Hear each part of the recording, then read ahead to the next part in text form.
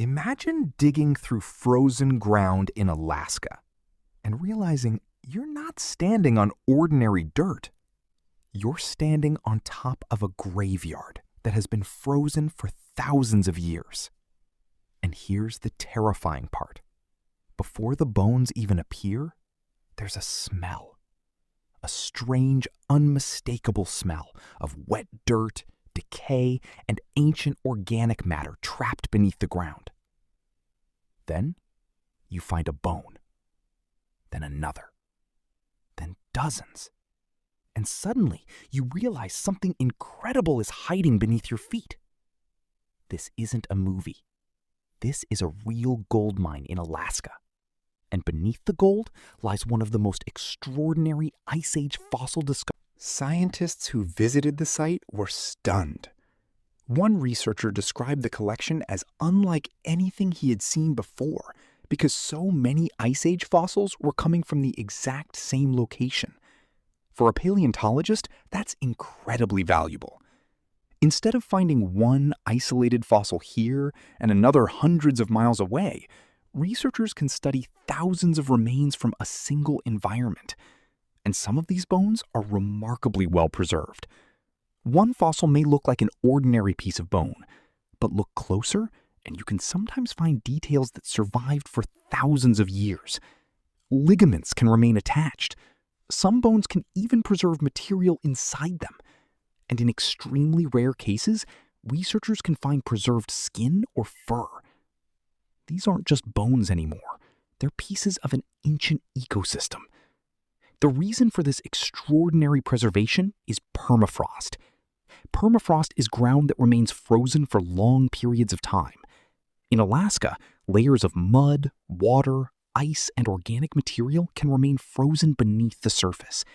And when an animal dies and becomes buried in the right conditions, its remains can freeze before they completely decay.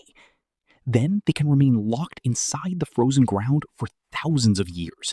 It's almost like nature created its own enormous freezer. And this freezer can preserve things that normally disappear completely. Hair, skin, ligaments, fur, even marks left by predators. At one museum, researchers have examined a steppe bison with evidence suggesting it was attacked by a large cat. The preserved hide contains claw marks.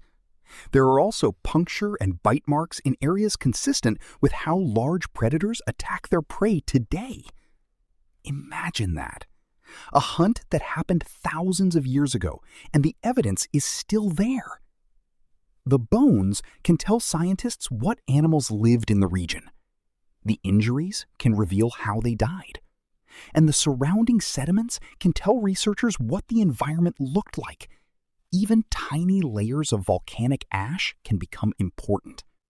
These layers, called tephra, can help scientists determine the age of the sediments and the fossils buried within them.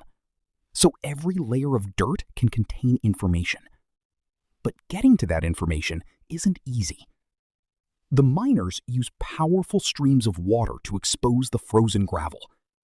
Thousands of gallons of water can be pumped through large pipes and forced through a smaller nozzle at enormous pressure. The water tears through the frozen material, exposing the gravel underneath. That means the discoveries may not be finished anytime soon.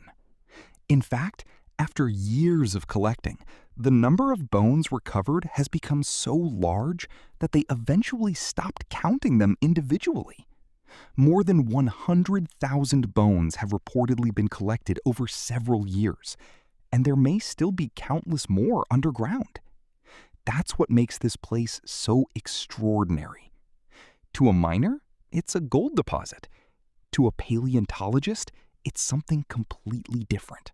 It's a time capsule, a frozen snapshot of a world that disappeared thousands of years ago.